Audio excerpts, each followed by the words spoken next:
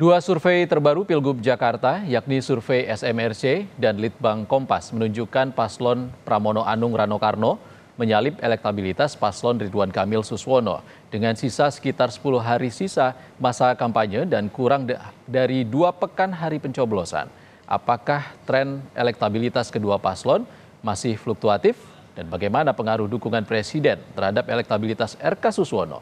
Sudah ada juru bicara tim Pramono Rano, Aris Yodi, tim pemenangan RK Suswono Sheryl Tanzil, dan Direktur Eksekutif SMRC Denny Irvani. Selamat sore Mbak Sheryl, Mas Aris, dan Mas Denny. Selamat sore. Selamat sore. Ihsan. Oke, Mbak Sheryl, Mas Aris, kita ke Mas Denny dulu. Mas Denny, ada selisih yang cukup signifikan 6,9% antara Pram Rano dan RK Suswono. Ini artinya 2,9% margin of error, 2 kali margin of error. Apa faktornya? Oke, terima kasih. Survei yang kami lakukan di Jakarta, selain mengukur elektabilitas, kami juga mengecek bagaimana tingkat penerimaan publik Jakarta terhadap masing-masing calon. Jadi kalau kita lihat survei per 31 Oktober sampai 9 November yang kami lakukan itu menunjukkan ada keunggulan yang signifikan pada pasangan Pram Rano dari pasangan RK Suswono sekitar 6,9%. Kalau kita lihat lebih jauh, itu terlihat konsisten dengan tingkat penerimaan publik Jakarta terhadap calon masing-masing. Kalau kita lihat tingkat penerimaan terhadap Rano itu mencapai 92%, kemudian Pramono 77%, relatif lebih tinggi dibanding tingkat penerimaan terhadap Ridwan Kamil 74% dan juga Suswono 61%. Jadi salah satu faktornya adalah tingkat penerimaan itu atau kita sebut juga likability. Jadi ketika diperkenalkan relatif lebih mudah untuk bisa terkonversi menjadi elektabilitas. Begitu, Ihsan. Oke, Mas Denny, kita ke Mbak Sheryl. Mbak Sheryl, tinggal 10 hari lagi, apa yang akan dilakukan?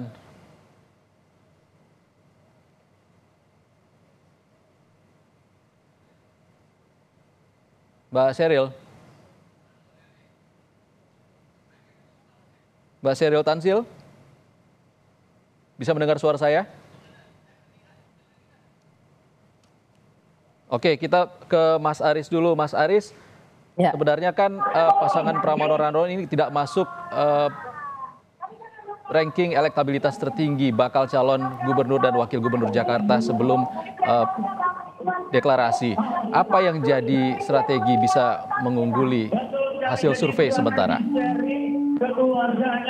Yang pertama, memang kita mensyukuri apa yang menjadi temuan dari berbagai lembaga survei. Yang terakhir tentu saja SMRC yang menempatkan Mas Pram dan Bang Dul unggul signifikan 2 kali margin of error dibanding kompetitor lainnya Kang Emil. Di awal munculnya tentu saja kami juga menyadari bahwa hasil survei itu akan menjadi gambaran bagaimana kita harus bekerja. Di awal Mas Pram dan Bang Dul elektabilitasnya saya pikir hanya 28% berbanding dengan Kang Emil 51%.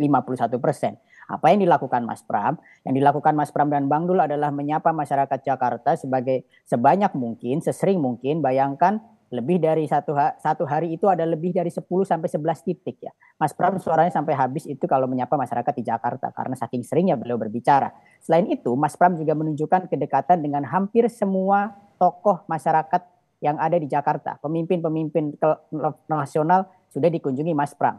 Ya, gubernur-gubernur terdahulu seperti Mas Anies sudah bertemu di CFD, Pak Ahok, kemudian Bang Foke, kemudian Bang Yos, kemudian juga di tokoh nasional ada Pak SBY sudah bertemu dan dipublikasikan fotonya juga, kemudian Pak Yusuf Kalla gitu kan. Kemudian juga berkunjung ke rumah Pak Prabowo secara personal seperti itu. Itu juga menunjukkan Mas Pram dan Bang Dul tidak berkampanye atau tidak bertindak sebagai kelompok saja, melainkan menjadikan masyarakat Jakarta ini menunjukkan kepada masyarakat Jakarta, Mas Pram dan Bang Dul adalah sosok yang diterima semua kalangan.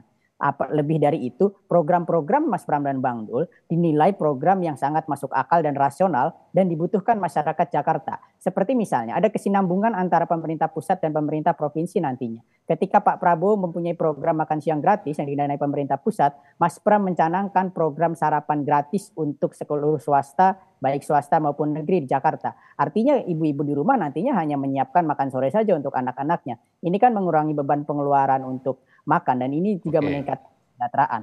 Kemudian yang terbaru adalah Mas Pram berkeinginan atau berkomitmen untuk memutihkan ijazah. Saat ini masih banyak sekali anak-anak di Jakarta atau orang-orang di Jakarta yang ijazahnya ditahan karena misalnya mungkin belum lunas untuk pembayaran gedung dan sebagainya. Mas Pram ingin ketika menjadi gubernur akan memutihkan ijazah alias menggratiskan dan mengembalikan semua ijazah ke masyarakat dan ke seluruh siswa sehingga itu mempermudah masyarakat untuk mencari pekerjaan. Program-program rasional inilah yang saya rasa semakin dipahami masyarakat dan masyarakat semakin menginginkan Mas Pram dan Bang Dul menjadi gubernur Jakarta. Oke, Mas Aris, kita juga akan tanya bagaimana tanggapan dari kubu RK Suswono. Saat ini kita masih mencoba memperbaiki komunikasi dengan Sheryl Tansil untuk menjelaskan tanggapan dari pihak mereka. Kita akan jeda sejenak.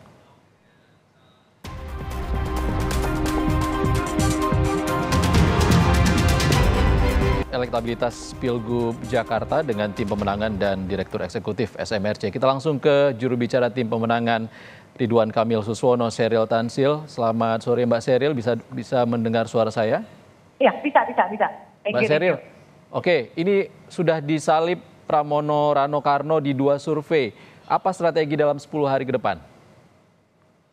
Maaf, tadi saya kurang terdengar pertanyaannya apa?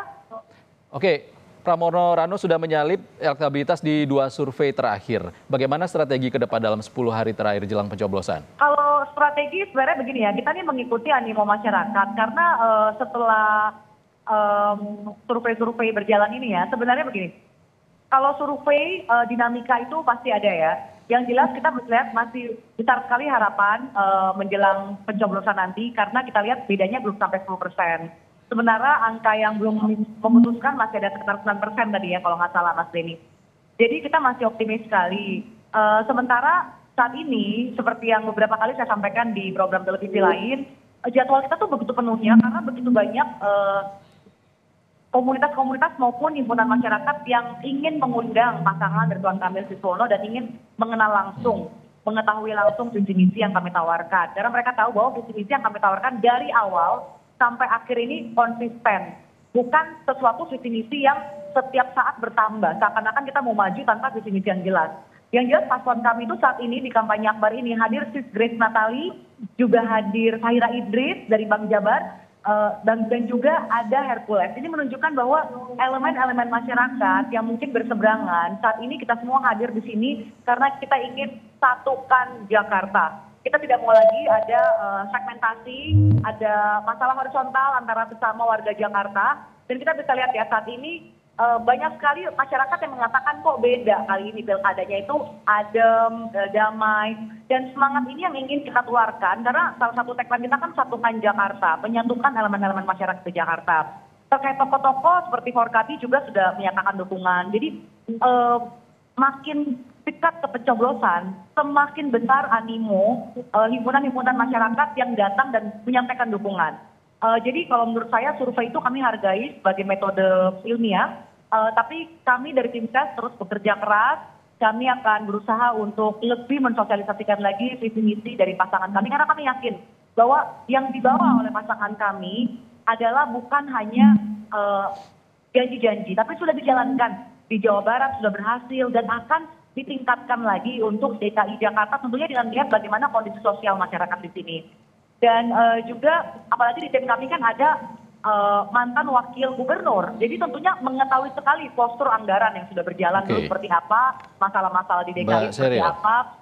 Iya, bagaimana? Mbak Sheryl, sore ini ada rencana pertemuan antara Ahmad Saiku di Pilgub Jabar dengan Anies Baswedan. Dan PLH Presiden PKS Ahmad Heriawan bilang dia berharap untuk pertemuan itu juga dilakukan antara Anies Baswedan dengan RK Suswono. Dia berharap seperti itu. Bagaimana dari tim ses?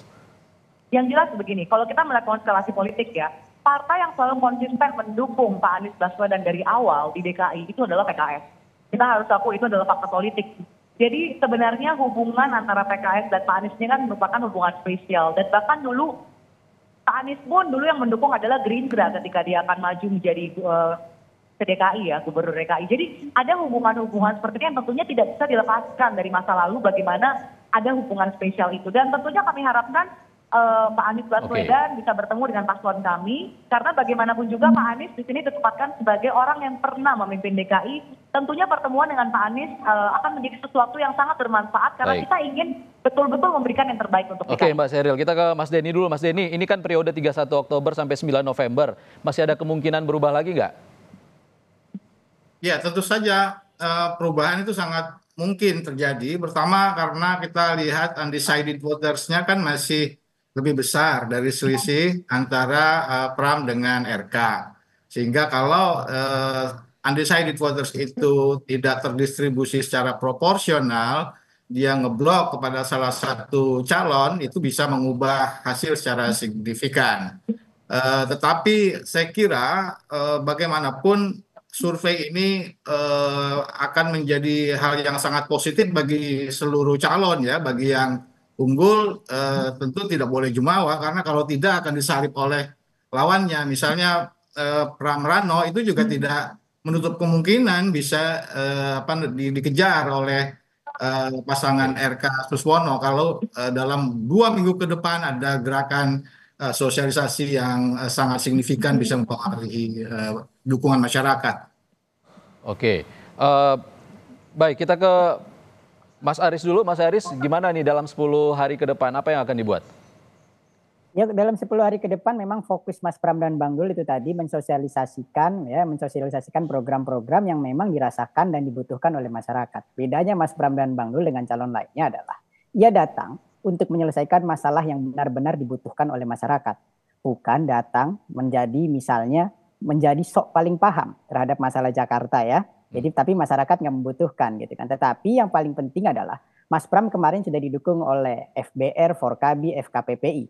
Dan juga dalam deklarasinya akan mengawal TPS, akan mengawal sampai hari H pencoblosan di tingkat RT RW terhadap ancaman-ancaman politik uang ya. Hari ini mungkin menjelang pencoblosan biasanya memang banyak kabar-kabar bahwa mulai ada gerakan-gerakan politik uang, kemudian gerakan-gerakan menebar hoax. Nah ini kita akan dikawal langsung oleh kawan-kawan dari FBR, kawan-kawan dari Forkabi, kawan-kawan dari FKPPI dan seluruh organ relawan yang ingin menjaga tren kemenangan Mas Pram dan Bang Dul ini satu putaran. Karena baik SMRC, baik Litbang Kompas menyatakan pada kesimpulannya, jika tidak terjadi perubahan yang signifikan, jika tidak terjadi politik uang yang cukup signifikan yang menghantam Mas Pram dan Bang Dul diprediksi akan menang satu putaran.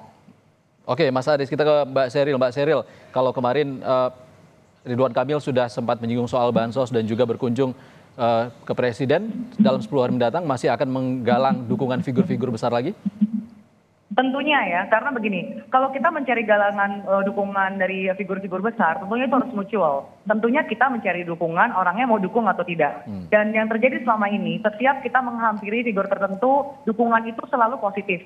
Dan tadi kalau ada yang mengatakan bahwa menakutkan serangan fajar, itu dari pihak kami yang menakutkan sekali ini ada serangan fajar dalam tanda kutip money politik ya. Kita sama-sama kita jagalah supaya pilkada ini berjalan dengan bersih, berjalan dengan aman, dan saya senang tadi Mas Aris sudah bilang juga akan ada yang menjaga jangan sampai ada hoax, karena kami juga dari kubu kami juga mengalami ya ada serangan-serangan hoax begitu di sosial media, di WhatsApp group. Jadi bagus sekali kalau memang kita para tim ses ini mau menjaga bagaimana pilkada ini harus berjalan dengan bersih dan aman, jujur, adil ya. Dan dari Mas Denny dari SMRC tentunya paham ya bahwa dalam beberapa pilkada di beberapa daerah kadang hasil survei itu bisa berbeda di hasil akhir, tiba-tiba ada lonjakan begitu. Karena misalnya begini di DKI dulu ketika Pak Anies begitu tiba-tiba naik sekali suaranya, atau di Jabar ketika Pak Derajat gitu ya maju dan tiba-tiba di hari H itu suaranya yang naiknya itu sangat besar sekali. Jadi hal-hal seperti ini tentunya masih ada.